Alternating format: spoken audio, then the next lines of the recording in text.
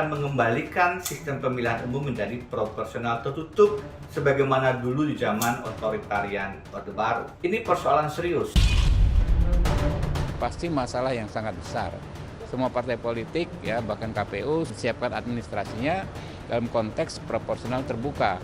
Kalau tiba-tiba berubah ya menjadi tertutup ya, dan jangan sampai terjadi kekacauan politik.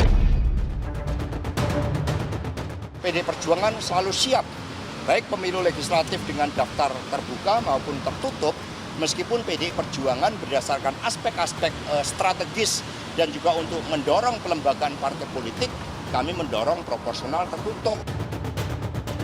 Bagaimana mungkin bocor atau apa kalau itu saja belum dibahas.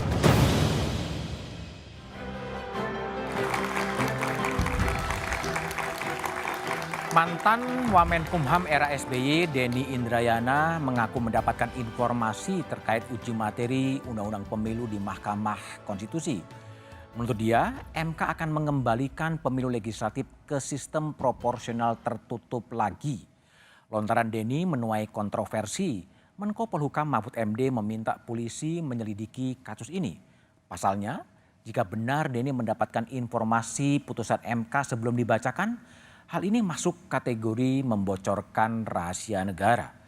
Benarkah Majelis Hakim Mahkamah Konstitusi sudah memutus uji materi Undang-Undang Pemilu ini? Dan apa implikasinya jika Mahkamah Konstitusi memutuskan pemilu legislatif menggunakan sistem proporsional tertutup lagi? Inilah tema Satu Meja The Forum. Benarkah pemilu tertutup lagi dalam tanda tanya?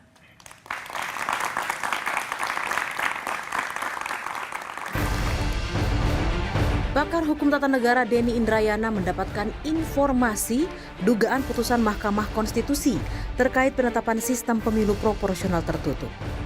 Informasi yang dilontarkan Denny pun menuai kontroversi.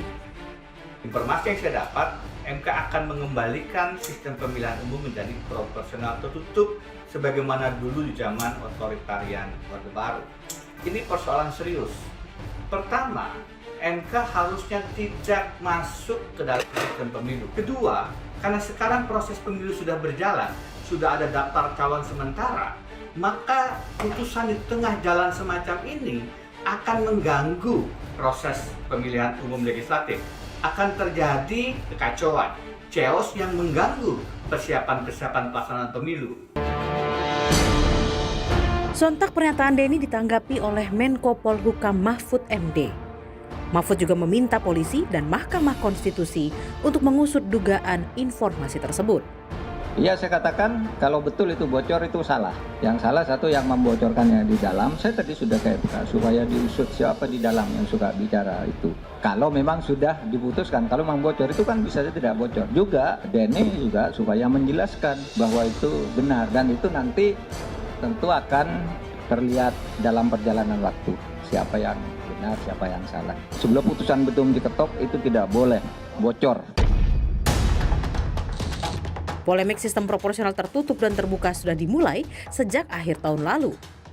Namun awal di Januari, 8 partai politik telah menyatakan menolak sistem proporsional tertutup alias hanya mencoblos parpol tanpa pilihan calon legislatif. Sejumlah tokoh parpol pun mengomentari dugaan informasi sistem proporsional tertutup. Kalau dipaksakan perubahan orientasi dari terbuka menjadi tertutup, semua partai punya masalah yang sama, bukan hanya di DPR RI, tapi di DPR di provinsi, kota, dan kabupaten.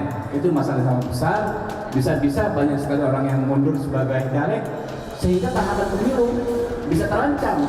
Kan putusan MK itu final dan mengikat. Mestinya kan sudah final itu.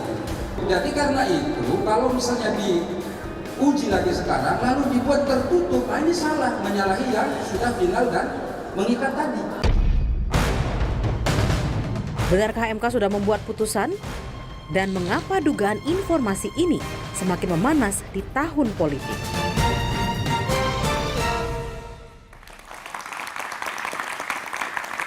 Informasi Denny Indrayana bahwa MK telah memutuskan pemilu tertutup lagi memicu kontroversi. Itulah tema Satu Meja The Forum yang akan saya bahas dengan sejumlah narasumber yang telah hadir di studio. Dari ujung sebelah kanan ada Bang Ferry Amsari, ahli hukum tata negara, malam Bang Ferry. Lalu kemudian ada Mas Ahmad Basarah, politisi dari PDI Perjuangan, malam Mas Ahmad Basarah. Di sebelah kiri saya ada Beni Harman, Wakil Ketua Umum Partai Demokrat, malam Bang Beni. Lalu kemudian dari Melbourne melalui sambungan Zoom ada Denny Indrayana, malam Bang Denny. Selamat malam semua. Kemudian ada juga Menko Polhukam Mahfud MD dari ND, ya, melalui sambungan telepon, malam Pak Mahfud. Malam. Dan ada juga Hakim Mahkamah Konstitusi 2015-2020 Dewa Gede Palguna yang sedang berada di Bali. Malam Pak Palguna. Selamat malam. Oke. Baik, saya akan tanyakan terlebih dulu kepada Pak Mahfud dari ND. Pak Mahfud, Anda keras sekali merespon cuitan dari Denny Indrayana yang mengatakan pemilu legislatif bakal tertutup lagi. Apa sebenarnya dasar Pak Mahfud? Enggak, kalau saya pemilih legislatif terbuka, tertutup, miring atau tegak itu saya tidak peduli itu. Tidak peduli, saya tidak keras soal terbuka, tertutup. Yang saya sayangkan itu, juga saya tidak peduli, Denny ngomong gitu juga saya tidak peduli pada Denny-nya. Tapi karena yang dikatakan tuh info kredibel. Info kredibel, oke. Kalau info kredibel itu tidak ada lain kecuali di dalam MK. Kalau dari luar pasti tidak kredibel kalau orang luar. Oke. Pasti dalam MK. Maka yang saya suruh selidiki ke dalam kasus itu MK-nya. Saya datangi MK, cari itu, merusak kehidupan hukum kita, putusan pengadilan bisa menjadi info kredibel pasti dari dalam. Nah, kalau Denny-nya sih saya enggak apa-apa, mau ngomong terbuka, tertutup, mendengar dari A, si B, enggak apa-apa. Saya suruh dia, kamu terus aja ngomong. Saya tadi telepon-teleponan, terus aja, saya enggak ada marah sama kamu. Saya bilang, tanya aja sama Denny nanti. Malah saya tugaskan kamu agar Anies tuh dapat dapat tiket, jangan sampai terhalang, saya bilang gitu. Demi hidupnya demokrasi gitu. Saya enggak ada urusan kalau urusan pencalonan siapa lah. Tertutup, terbuka, tertidur, terbangun, asal jangan tertunda ya Pak Mahfud ya? Iya, asal jangan tertunda. Oke. Nah, saya tidak marah sama Denny. Saya suruh cari ke MK. Kalau ada orang dalam yang bocor-bocorkan itu sangat merusak. Oke. Saya ini jadi hakim ya. Dulu enggak pernah bicara dengan orang. Beri isyarat sindir nomor perkara atau apa, enggak mau. Sekarang ini saya sudah 8 tahun tidak pernah ketemu dengan Saldi. Padahal dulu pagi sore 2 hari saling telepon, main kopi bersama. Saya juga sama Saldi mengatur diri, tidak boleh ketemu kita. Karena kamu hakim, saya bukan. Saya bilang. Nanti akan timbul fitnah. Tapi gini Pak Mahfud, tadi Denny mengatakan bahwa info kredibel itu bukan dari lingkungan MK. Kalau itu apakah kemudian bisa dikonstruksikan sebagai pembocoran rahasia negara? Loh. Terserah, makanya saya suruh, bagi saya kalau info kredibel itu bukan hakim MK, tapi bisa dari dalam MK. Saya dengar sekjennya, kesekjenan, kepaniteraan mau diperiksa itu. Harus. Mungkin memang bukan hakim. Gitu. Tapi orang dalam itu kan banyak. Harus dicari kalau ada yang pertama nguping sidang. Dulu pernah saya pecat dulu. Pernah gitu. Kok bicara sidang rahasia bicara keluar. Nggak boleh itu. Di mana-mana di dunia ini nggak boleh hakim sedang memproses itu lalu bocor salah satu pembicaraannya itu. Nah, saya yang itu jangan rusak kredibilitas MK itu dalam hal itu karena bisa terjadi jual beli nanti suatu saat. Bahkan diisukan juga dulu ada hakim-hakim yang tahu berita itu lalu dijual ke calon-calon. Peserta pilkada itu baru ketahuan sesudah karena apa? Dia bayar padahal memang sudah diputus lalu memang sudah menang. Lalu dimintai uang karena katanya mau dibenangkan karena memang sudah menang. Nah, itu kan ulah orang dalam kan. Nah, kalau Denny itu memang kerjanya politik, kerjanya ngawasi dan bilang saya mau ngawal lakukan aja apa saja. Saya sering telepon-teleponan sama dia. Dia kalau ke Jakarta saya suruh mampir ke rumah, saya kalau ke Melbourne makan ke rumah dia. Tidak ada urusan. Saya tidak marah sama Denny. Mumpung ada dalam Pak Mahfud, mumpung ada dalam satu panggung, Pak Mahfud berkenan tanya kepada Denny infonya dari mana gitu agak lebih clear gitu? Enggak, Anda aja karena saya sudah tanya sama dia. Saya tidak ingin tahu juga. Tidak ingin tahu. Artinya Pak Mahfud udah tahu kira-kira informasinya dari mana gitu? Enggak. Saya sudah telepon-teleponan dengan Denny agak lama. Ngomongnya kemarin. Ya kemarin saya ngomong begitu itu ribut. Terus saya datang ke MK. Bagi saya tuh saya datang itu harus dicari. Ini soal kredibilitas pengadilan, saya bilang. Kalau Denny tahu dari siapa, saya tidak ingin tahu dari Denny. Pasti tidak akan buka. Pasti tidak bakal buka dia. Okay. Kamu paksa pun, Mas Budiman paksa pun sekarang melalui video Zoom tidak bakal buka dia. Bunuh diri kalau buka itu. Oke. Tapi hasil kelanjutan dari penyelidikan kepolisian gimana Pak Mahfud? Oh, enggak tahu saya. Kan saya tidak bukan saya pelapornya. Saya kayaknya MK sendiri yang akan melakukan tindakan gitu ya. Oke. Ke dalam mau meriksa, lalu yang keluar suruh cari ke polisi. Nah, menurut saya itu tepat gitu. Menurut saya sangat tepat. Tapi bagi Denny apakah kalau memang terbukti membocorkan rahasia negara akan ada sanksi gitu Prof Mahfud? Oh, enggak tahu, terserah polisinya. Terserah polisi ya? Hukum ya. Tapi saya sama sekali enggak menyalahkan Denny. Saya kan di situ di Twitter saya tuh supaya dicari itu siapa yang mengaku sebagai A1. Karena kredibel itu artinya A1 kalau dalam ilmu intelijen dibahasakan bahasa sosial. Ya, bahasa ilmu sosial. Kalau ilmu A1 itu artinya sangat kredibel gitu. Pasti dari orang dalam. Enggak mungkin orang luar bisa kredibel kalau tidak nguping. Kan gitu. Itu sidangnya tertutup, ada di lantai 16 di MK itu. Enggak boleh orang masuk, kedap rekaman. Oke. Masuk. Oke, Pak Mahfud, saya geser ke Denny Indrayana terlebih dahulu ya, sedikit ya. Bung Denny. Nah, saya tutup aja ya. Oh, tutup. Oke, baik. Pak Mahfud, terima kasih ya. Udah malam di ND ya. Oke, baik. Oke, saya kembali ke Bung Denny Indrayana. Bung Denny, informasi kredibel yang Anda peroleh itu dari Anda sendiri atau dari mana? Mas, kalau yang terkait yang saya tweet, biarkan nanti saya sampaikan pada yang berwenang lah. Nanti kan ada pemeriksaan, sudah masuk proses hukum.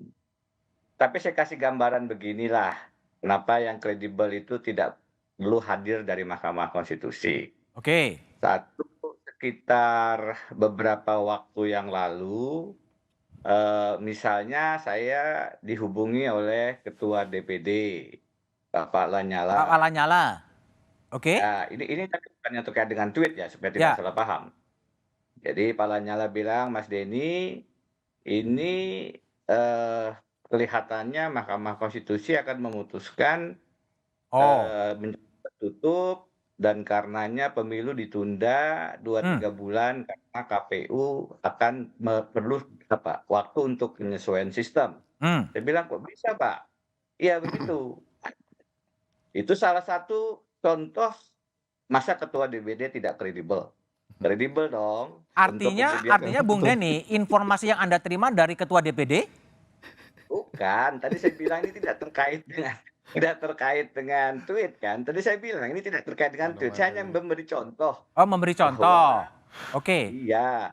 Ini fakta bahwa saya berhubungan telepon dengan Pak Lanyala itu fakta. Tapi kalau yang terkait dengan tweet itu, saya ingin gambarkan bahwa tidak harus dari Mahkamah Konstitusi. Seorang ketua DPD kan juga kredibel. Oke. Jadi apa yang dimaksud dengan kredibel? Kredibel ya dia punya kapasitas, dia bisa menganalisis, dia tahu bagaimana komposisi hakim, sering misalnya berdiskusi dengan saya dan saya tahu integritasnya, itu yang dimaksud dengan kredibel kan? Tapi gini, Bung Denny, ini kan sebetulnya MK belum memutuskan apa-apa ya, kalau penjelasan dari MK gitu. Sehingga ketika Anda nge-tweet itu motivasinya sebetulnya apa sih sebetulnya? Satu ya, itu ada dua yang perlu saya jelaskan. Satu, belum memutuskan itu tidak menghalangi kami yang sering sidang-sidang di MK bisa melihat arah putusan. Oke. Prediksi. Tentu antisipasi. Oh, dari cara bertanya nih hakim cenderungnya akan menolak menerima. Oke. Oh, ini belum kesimpulan. Ya. Refli menyatakan misalnya ada dalam putusan kesimpulan itu rapat RPH-nya itu dilakukan sebelum kesimpulan diberikan. Oke. Jadi kalau itu sih tidak menjamin bahwa kemudian belum ada keputusan paling tidak arahnya tidak diketahui. menjawab pertanyaan kedua, tujuannya, Mas, tujuannya adalah agar kita bisa melakukan kontrol publik, pengawasan, dalam Oke. artian ini adalah isu yang penting bagi rakyat. Ini kenapa menjadi viral, Mas BDM, karena ditunggu oleh seluruh caleg dari Sabang sampai Merauke. Oke. Hampir tiap hari mereka tanya, "Mas, ini proporsional tertutup apa terbuka?" Oke. Partai semua nunggu. Sehingga kemudian ini sangat penting dan sangat strategis. Oke. Kita punya pengalaman tanggal 25 Mei, Pak Guna mengatakan itu perpanjangan hakim MK itu aneh bin ajaib putusannya. Kalau sudah begitu diputus, tidak bisa lagi dikoreksi. Oke, Ini Bung langsung Deni, Bung Deni, ini kan langsung menarik juga karena ada orang yang kemudian membaca pernyataan Anda untuk meningkatkan elektabilitas dari Partai Demokrat. Betul nggak sih itu? pikiran saya sekali nggak ada pikiran semacam itu. Saya adalah orang yang berpandangan bahwa ini tidak boleh MK masuk ke dalam putusan yang merubah sistem karena itu adalah kewenangan daripada parlemen, open legal policy, satu. Dua, kalau dipaksakan akan mengganggu sistem. Bayangkan tadi saya ditelepon oleh teman-teman dari Kalimantan Selatan yang ribut, ini aduh gimana nih kalau tertutup, saya caleg saya nomor sekian, rebut-rebutan kursi ini bisa bikin kelahi loh ini. Oke. Ini bisa bikin ada yang bayar-bayar untuk dapat nomor satu. Oke. Jadi ini sangat strategis untuk kemudian diingatkan. Saya justru berharap, SBDM, saya justru berharap ujungnya nanti putusan MK mengatakan proporsional terbuka. Oh, jadi ini sebetulnya political statement dari Denny Indrayana ya? Saya pendukung sistem proporsional terbuka, Oke. Dem. Oke. Karena itu, ini cara kita untuk memberi kesempatan kepada MK sebelum diputus, tolong dipikirkan matang-matang. Oke. Karena ini dampaknya luar biasa. Saya justru ingin ini proporsional terbuka tetap dipertahankan. Karena menurut saya itu dengan segala plus minusnya saat sekarang yang terbaik. Kalau ingin diubah sistemnya, beri ruang kepada parlemen, DPR, Presiden dan DPD untuk diskusi dan lebih cukup waktunya. Oke, baik. Tanpa kemudian mengganggu persiapan pemilu yang sudah berjalan. Baik, baik, Bung Denny Indrayana. Saya akan tanya kepada Hakim Konstitusi Idewa Gede Palguna. Pak Palguna, jadi kalau dari diskusi dengan Denny Indrayana dan kemudian dari Pak Mahfud, potensi kebocorannya dari mana sih Pak Palguna? Tapi jawaban Pak Palguna setelah jeda berikut ini. Terima kasih juga kepada Prof Mahfud dan Denny Indrayana telah tergabung di satu meja The Forum.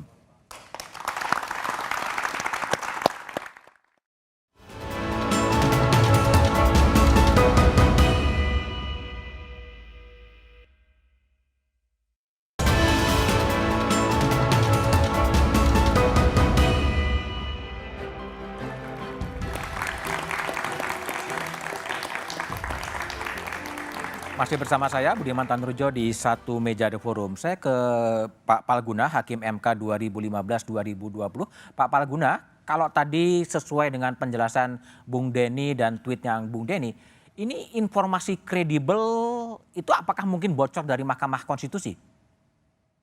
Ya, kalau ditanyakan mungkin bocor, ya mungkin saja. Tetapi menurut saya logikanya nggak nyambung itu. Nggak nyambung? Karena gini, iya, kalau dikatakan putusan, itu berarti kan sudah ada lewat RPH, rapat permusyawaratan hakim. Sementara kemarin kalau saya dengar dari juru bicara Mahkamah Konstitusi, baik yang disampaikan Humas maupun Prof. Eni, itu katanya tahapan yang baru pada tahapannya penyerahan kesimpulan, berarti kan belum ada rapat permusyawaratan hakim.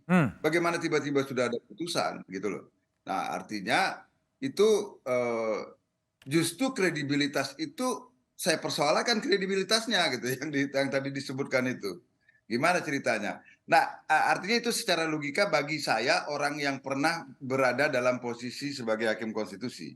Menurut saya logika itu nggak benar. Nah, tapi kan Prof. Denny tadi sudah menyampaikan. Rupanya itu adalah kesimpulan-kesimpulan analisisnya sendiri melihat gelagat cara-cara hakim bertanya begitu kan? Tapi mungkin kan dibaca dari tren dan kecenderungan pikiran-pikiran dari hakim konstitusi? Belum tentu. Belum tentu? Belum tentu. Kalau Mas Budiman, belum tentu. Kalau Mas Budiman mengikuti cara saya bertanya misalnya, acap kali yang putusan saya, pendapat pendirian saya justru sebaliknya dari yang saya tanyakan di ruang sidang. Kan itu cara menggali keterangan macam-macam, Mas. Menggali keterangan ahli untuk memperoleh perspektifnya misalnya. Saya harus konfrontir sama dengan Anda wartawan kan, harus attacking untuk mendapatkan itu, bukan berarti Anda siap dengan apa, bukan Anda berada dalam posisi itu kan. Jadi kalau Pak Palguna baca lontaran pernyataan dari Bung Denny sebetulnya apa? Dia mengatakan informasi yang kredibel meskipun bukan dari lingkungan Mahkamah Konstitusi.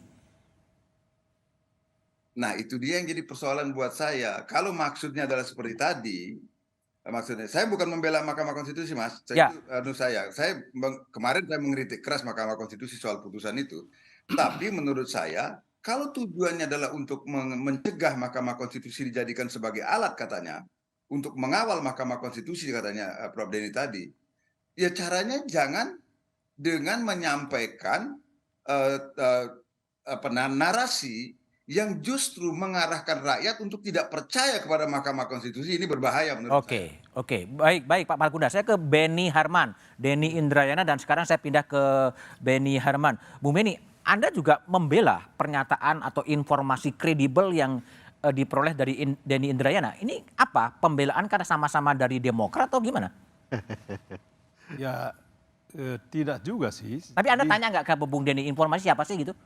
Saya tanya, tapi sebelum saya tanya, saya yakin sekali apa yang disampaikan oleh Bung Denny memang begitu adanya. Begitu adanya tuh gimana? Begitu adanya artinya memang betul demikian.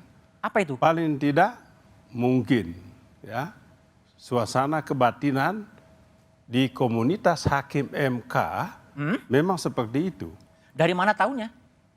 Ya itu tadi pasti ada informasi dari dalam dan dari dalam belum diputuskan. Bisa saja belum diputuskan, tapi suasana kebatinan itu bisa dibaca. Gimana membaca suasana kebatinan? Ya itu bisa dilihat gelagatnya, suasana di dalam itu, dan mungkin ada orang dalam yang bisa membaca ini dan menyampaikan kepada Pak Denny. Itu satu soal. Soal yang kedua adalah kalau toh itu betul Denny mendapatkan informasi orang dalam, saya memberikan apresiasi tinggi kepada Bung Denny dan kepada orang dalam yang telah membuka informasi itu kepada Bung Denny dan Pak Denny menyampaikan itu kepada publik. Mengapa saya katakan gitu? Ini penting, Pak Mas Budiman. Saya ingat betul Mahkamah Konstitusi periode-periode sebelumnya, ketika masalah ada hakim, ada masalah jual beli putusan di Mahkamah Konstitusi. Itu kan informasi orang dalam. Informasi orang dalam itu disampaikan kepada penegak hukum atau bahkan kepada publik, kemudian penegak hukum menindaklanjuti informasi orang dalam. Maka ketika Bung Denny menyampaikan itu saya nggak kaget. Nggak kaget ya? Nggak kaget, malah saya membenarkan betul itu. Oke, tapi gini, Bung Benny, kita coba lihat ya tweet dari Pak SBY ya. Pak SBY kan membuat sebuah cool tweet yang cukup panjang sebetulnya. Mungkin bisa ditampilkan tweet dari Pak SBY yang kira-kira menyebutkan bakal ada apa ya, chaos politik ya. Chaos politik, chaos seperti apa sih yang dimaksudkan? Ya, menurut saya menduga itu pun akan terjadi chaos politik. Coba bayangkan, proses caleg ini kan sudah berlangsung. Ya, sudah berlangsung, semua partai politik, sekian banyak partai politik sudah mengajukan nama-nama caleg dengan ada hope juga yang dianut itu adalah sistem terbuka, sehingga ada semangat untuk ikut ambil bagian sebab ada kompetisi. Ada sistem pemilu yang open competition, kan begitu. Maka semangat orang untuk ikut ini. Ditutup ya kan begitu. Tiba-tiba ada informasi gini, ini kan ya mengacaukan. Coba bayangkan itu. Coba makanya menurut saya kalau toh memang begitu itu silakan. Tetapi nanti mungkin aja lah ya. Akan datanglah 2029. Ya kan? Di tengah-tengah proses ini. Ini jangan kan berubah aturan ya. Baik, Bung Basarah. Bung Basarah lihatnya gimana nih, kok ada statement dari Bung Denny kemudian gaduh. Kalau PDIP sendiri menyikapinya gimana?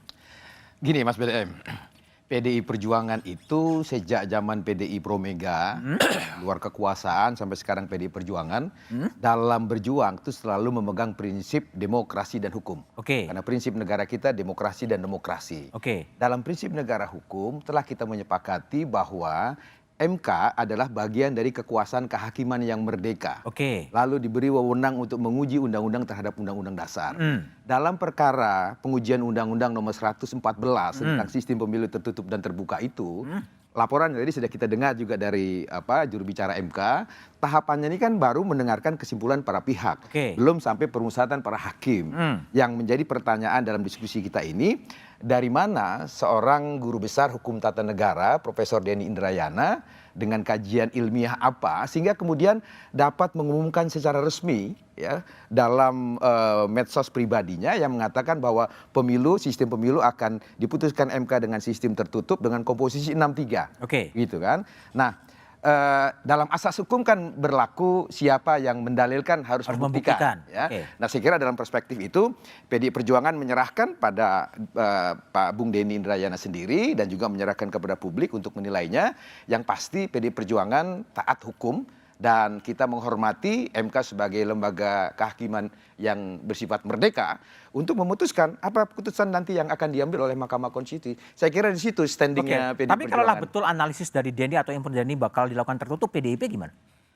PDI Perjuangan memang di dalam doktrin perjuangannya di sistem pemilu ini, di keputusan Kongres, Rakernas, kita memang memilih sistem tertutup. Mengapa demikian, Mas BDM? Karena sekali lagi rujukannya konstitusi kita mengatur bahwa pemilu legislatif, pemilih anggota DPR, RI, dan DPR daerah adalah partai politik. Saya ulangi, partai politik berarti menyebut organisasi partai politik, bukan individu. Kemudian undang-undang partai politik memberikan tugas dan tanggung jawab pada partai politik untuk melakukan kaderisasi, rekrutmen, kaderisasi, setelah dikader ditugaskan, begitu kan. Nah, proses kaderisasi inilah yang kami yakini dalam sebuah partai yang menjalankan prinsip kaderisasi dengan benar, dia yang paling tahu untuk menugaskan kader yang paling siap atau tidak siap. Nah, sistem kaderisasi ini kami yakini dalam kawah canda di muka PDI Perjuangan, rakyat biasa seperti Pak Jokowi bisa menjadi Presiden Republik Indonesia, Pak Ganjar juga rakyat kebanyakan bisa menjadi Presiden. Karena kami percaya betul dengan sistem kaderisasi kami. Terserah pada MK lah ya. Namun demikian, sekali lagi Mas BDM, posisi PDI Perjuangan bukan pemohon dalam judicial review ini. Ini di luar PDI Perjuangan, begitu kan? Kita tidak terlibat di dalam proses uji materi itu. Baik, Bung Ferry Amsari. Ini Anda lihat gimana ya setelah kemudian tweet dari Bung Denny kemudian terjadi kegaduhan, terjadi disinformasi, terjadi rekontekstualisasi. Bacaan Anda seperti apa tapi setelah jeda berikut.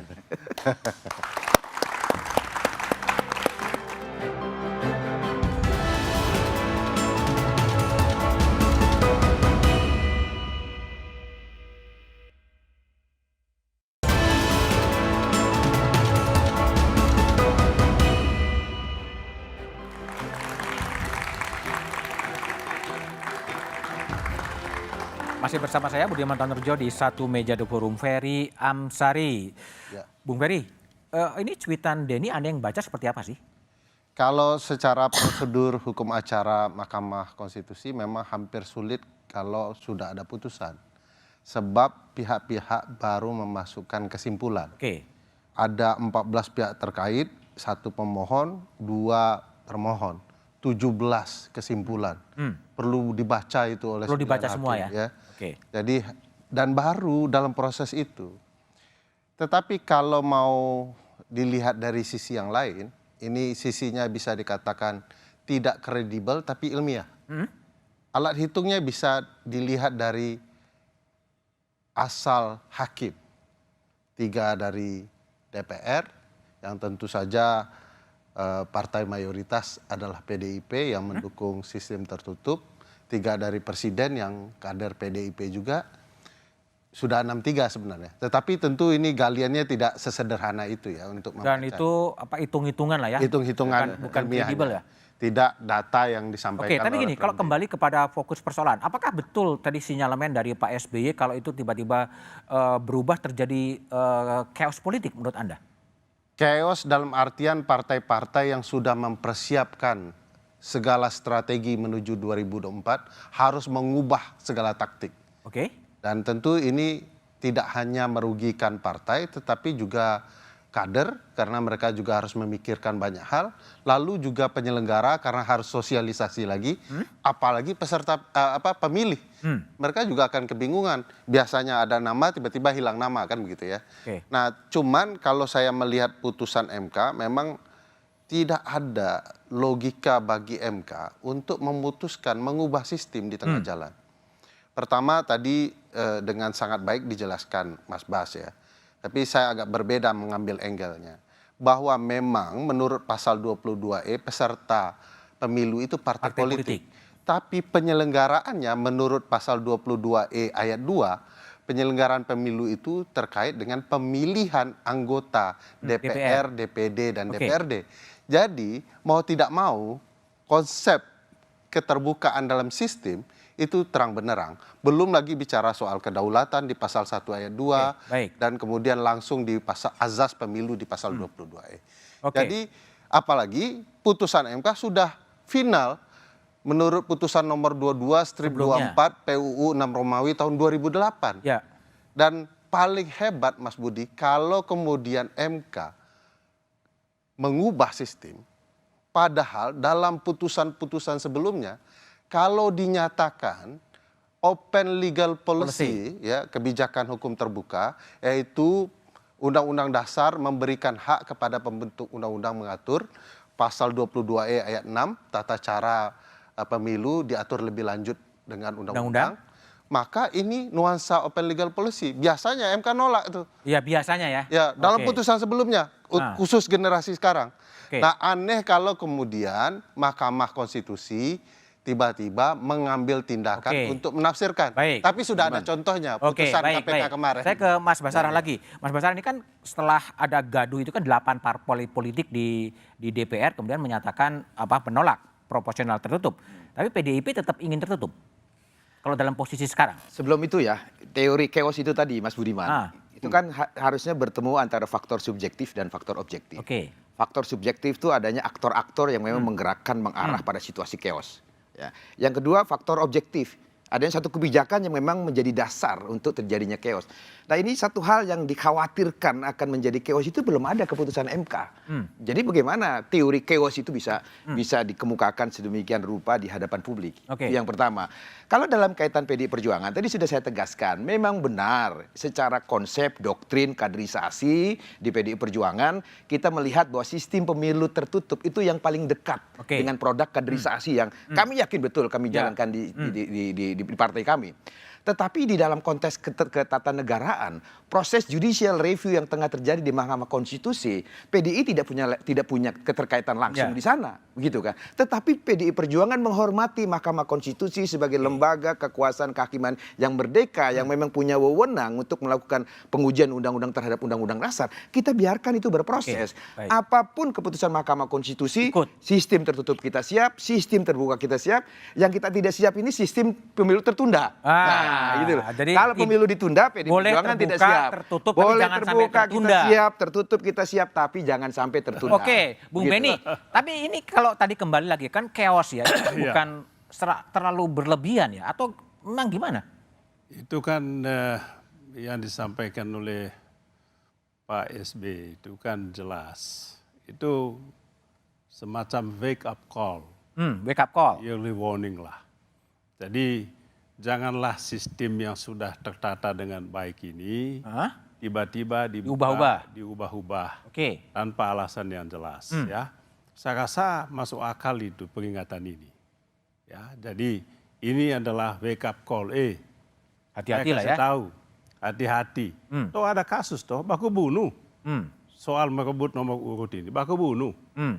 Dan jangan lupa juga banyak caleg yang sudah mengancam kalau tertutup ini Pak Benny kami mundur dari caleg, kan gitu. Apa yang akan terjadi? Betapa susahnya partai politik ini untuk menata ulang. Itu satu Pak Budiman. Yang kedua, saya kembali apa yang disampaikan oleh Bung Denny itu sangat penting. Apa pentingnya? Pentingnya sebab Denny tidak mungkin melakukan itu tanpa sebab, tanpa tujuan, dan tanpa alasan. Sudah ada bukti bahwa memang yang membuat tidak tertib itu adalah Mahkamah Konstitusi. Oke, ya. MK ini kan tugasnya menjaga konstitusi, bukan bikin yang tidak tertib MK-nya ya. Ya MK misalnya dalam kasus jabatan pimpinan MK itu kan jabatan pimpinan KPK. Ini kan open legal policy. Menjadi kewenangan pembentuk undang-undang, yaitu Presiden dan DPR, kan begitu. Saya tanya ke Pak Palguna. Pak Palguna, ini tadi ada kritik juga dari Beni yang mengatakan yang tidak tertib pada Mahkamah Konstitusi juga. Pada tahun 2008 kan MK sudah memutuskan bahwa pileknya dilakukan secara terbuka. Apakah saat ini dari sisi konsistensi bisa memunculkan putusan yang berbeda? Secara teori hukum bisa, Mas. Cuman gini, bisa gini. Boleh saya menyerahkan 2 menit ya? Yuk. Gini. Pendek aja. Ya gini, kalau pendek ini susah juga ini kan gini loh. Di Amerika Serikat yang tutup pada sistem presiden itu mengubah putusan Mahkamah Agung itu biasa. Cuma alasan untuk berubahnya itu jangan Power Rangers gitu loh. Nggak ada alasan tiba-tiba berubah gitu. Nah itu alasan dulu misalnya. Pemisahan sekolah atas dasar warna kulit itu dikatakan konstitusional di sana. Tapi setelah kasus Brown versus Board of Education tahun 53, putusannya berbalik 180 derajat. Yang jadi soal bukan mengapa itu berubah. Yang jadi soal adalah bagaimana hakim menjelaskan di dalam rasio desidendi putusannya mengapa dia berubah dari presiden. Tapi dalam konteks Indonesia untuk kasus Mahkamah Konstitusi itu saya setuju dengan yang disampaikan Ferry tadi. Itu adalah bagian legal policy. Saya tidak menjabarkan di open legal policy. Tapi itu adalah bagian dari pembentuk undang-undang untuk mengurusnya. Nggak boleh Mahkamah Konstitusi masuk ke soal itu. Sebab sistem yang manapun, mau terbuka, mau tertutup, ujungnya sesungguhnya adalah ada pada apakah partai politik kita sudah melaksanakan fungsi-fungsi minimum partainya untuk partai politik yang baik. Tapi jangan lupa pula, Pak Palguna. Di 2008 MK juga pernah memutus judicial review sistem pemilu dari sistem hybrid menjadi sistem terbuka pada waktu itu. Jadi ada jurisprudensi hukum yang sudah pernah dilakukan juga oleh Mahkamah Konstitusi di 2008 untuk sistem pemilu ini.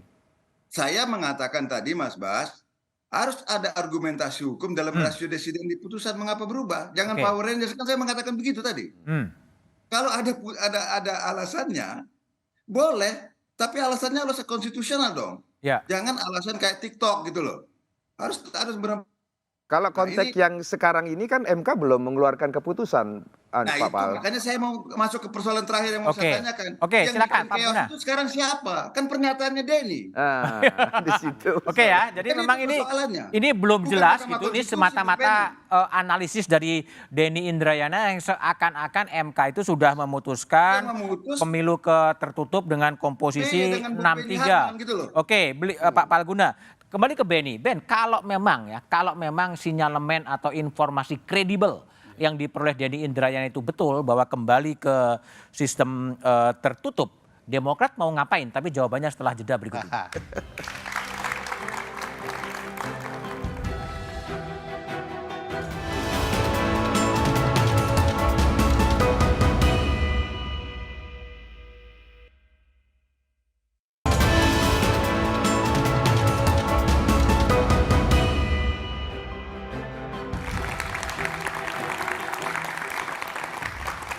Masih bersama saya Budiman Tanrujo di satu meja The Forum. Beni Harman, jika kemudian analisis atau informasi Denny betul dilaksanakan dengan sistem tertutup hanya nyoblos partai politik, Demokrat mau ngapain?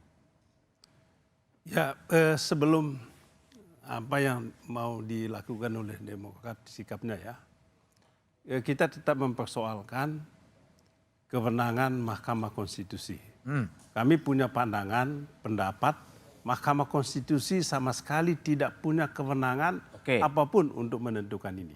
Yang kedua, fakta politiknya dari 9 fraksi yang ada di parlemen, 8 dengan tegas menolak sistem tertutup, tetap mendukung sistem terbuka ini. Nah, kalau dinyatakan tertutup gimana? Kalau dinyatakan terbuka, saya duga 8 fraksi partai politik yang ada di parlemen ini bukan tidak mungkin akan melakukan boykot. Boykot pemilu ini. Oke, Nah, kalau dan tertutup ya. Kalau boykot ini dilakukan, maka memang inilah agenda tersembunyi dari 8 parpol dong. Dari belakang ini untuk apa? Untuk menunda pemilu ini.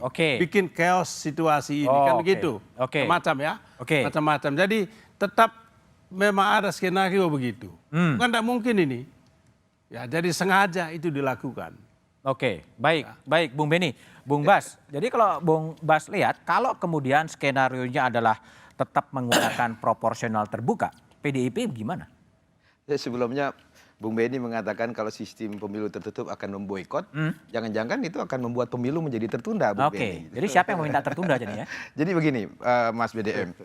Bagi PDI Perjuangan, sekali lagi dalam hal berjuang kita selalu memegang teguh pada prinsip demokrasi dan prinsip hukum. Kita hormati kewenangan MK dalam menguji undang-undang pemilu sistem tertutup terbuka ini. Kita tunggu PDI Perjuangan pada posisi yang menunggu saja keputusan apa yang akan diputuskan oleh Mahkamah Konstitusi. Mau memutuskan terbuka kami siap, memutuskan kami tertutup siap. Kami tidak mau mencampuri, mengintervensi, apalagi menakut-nakuti Mahkamah Konstitusi untuk mengambil keputusan sesuai dengan kemauan kami. Karena kita menghormati masing-masing kewenangan lembaga. Oke, saya kira itu. Baik Bung Bas. Pak Palguna, jadi sebaiknya kalau Bung Palguna yang pernah di Hakim Konstitusi, kira-kira gimana sebaiknya negarawan yang menguasai konstitusi yang akan memutuskan sistem politik, sistem pemilu yang terbuka dan tertutup itu, Pak Palguna? Satu, yang saya mau katakan, sekali Mahkamah Konstitusi mengatakan itu legal policy, taati itulah. Kecuali terdapat fakta lain, misalnya ada perubahan dalam sistem ketatanegaraan yang menyebabkan bahwa sesuatu yang dulu dikonstruksikan sebagai legal policy itu ternyata menjadi persoalan yang bisa dimasalahkan konstitusionalitasnya. Itu kan soal yang lain. Nah, saya tetap beranggapan cara-cara seperti ini adalah bentuk intervensi terhadap pengadilan. Dan itu tidak bagus dalam kalau kita berbicara tentang constitutional democratic state. Kalau cara-cara tuduhan semacam ini maksudnya. Tetapi bahwa harus ada kontrol terhadap pengadilan dalam pengertian yang positif, yang konstruktif itu sangat penting. Itulah sebabnya maka sebagai imbangan dari judicial independensi itu dibutuhkan yang namanya judicial accountability. Salah satunya adalah kewajiban hakim untuk membuat pertimbangan yang seargumentatif mungkin sehingga publik yang awam pun memahami mengapa ia tiba pada kesimpulan bahwa A, B, C, D, dan seterusnya begitu. Jadi tetap yang open legal policy, tetap accountable dengan argumentasi yang memang masuk akal ya Pak Palguna ya? Ya betul, jadi dia apa yang sudah dikatakan legal policy, taati itu. Nah, kecuali itu yang tadi saya katakan, ada nggak alasan untuk mengubah pendirian itu? Seperti yang dilakukan oleh Hakim Agung Amerika Serikat dari apa namanya, mengubah sekolah yang tadinya nggak pemisah sekolah atas dasar warna kulit itu tadinya bertentangan dengan undang-undang dasar, tidak bertentangan dengan undang-undang dasar menjadi bertentangan. Nah, itu kan perlu argumentasi yang benar-benar luar biasa. Kalau nggak ada itu nggak ada alasan untuk menyatakan berubah. Baik Pak Palguna. Bung Ferry, jadi kalau kemudian betul ya, bahwa MK kemudian akan menjadi pemilunya menjadi tertutup, implikasi-implikasi apa yang bakal terjadi sebetulnya? Ya, pertama dari sisi MK terlebih dahulu ketika mengubah. Tadi Pak Palguna sudah menyinggung soal boleh diubah kalau ada kondisi. Memang di dunia ilmu kekuasaan kehakiman ada dua alasan. Satu, ada keadaan konstitusional baru. Kedua, terjadi perubahan konstitusi itu sendiri. Jadi batu ujinya sudah berubah, tentu boleh tafsir baru. Nah, kalau tidak, konsekuensinya adalah jika hakim itu terdata mengubah sikap berhukumnya, dia masuk ke pelanggaran etik. Pelanggaran etik? Pelanggaran etik. Karena dia selalu menggunakan cara berpikir hukum berbeda-beda. Karena diduga pasti ada kepentingan, bukan soal penegakan hukum. Jadi kalau dia sudah berbeda, kasus ini open legal policy, besok lain lagi itu pelanggaran. Terhadap pemilunya sendiri? Nah, dalam konteks pemilu saya sudah mengatakan ini tidak sehat. Di tengah jalan tahapan berlangsung, tiba-tiba terjadi perubahan. Mas Bas betul ada juga waktu itu di tengah jalan, tapi itu tafsir yang harus kita anggap sebagai pengalaman buruk yang tidak boleh berulang. Jadi jangan kita mengulangi ini, dan Mas Bas tadi kan cerita juga, teman-teman pasti akan mengubah strategi, artinya partai sendiri siapapun partainya sedang tidak siap kalau ini terjadi perubahan tiba-tiba. Oleh karena itu MK juga harus menghormati konstitusi kita, putusan mereka sendiri, bahkan partai politik, peserta pemilu ya, dan para pemilih. Oke, baik Bung Ferry Amsari, Mas Ahmad Basarah, Bung Beni, dan Pak Palguna, terima kasih telah bergabung di satu meja The Forum. Perdebatan pemilu proporsional terbuka atau tertutup bukanlah akhir perjalanan negeri. Bangsa ini pernah menjalani sistem tertutup, pernah melaksanakan sistem setengah terbuka, juga pernah melakoni sistem terbuka. Semuanya ada untung dan rugi. Perdebatan publik tak perlu direspon elit dengan pernyataan menakut-nakuti atau mengintimidasi atau malah untuk kekuatan politik. Pemilu bukan hanya milik elit, tapi sarana demokrasi untuk kepentingan publik. Mahkamah Konstitusi perlu bijak mengambil posisi, bukan hanya sekedar perpanjangan proksi, karena MK terlanjur ditempatkan sebagai penjaga konstitusi. Ibarat sebuah permainan, janganlah MK mengubah aturan di tengah jalan. Itu bukan mencerminkan tindakan negarawan. Pemilu akan kita laksanakan 14 Februari 2024. Pastikan untuk tetap mengikuti perkembangan terkini melalui Kompas TV, independen, terpercaya. Demikian satu meja The Forum malam ini. Sampai jumpa pekan depan. Selamat malam dan terima kasih.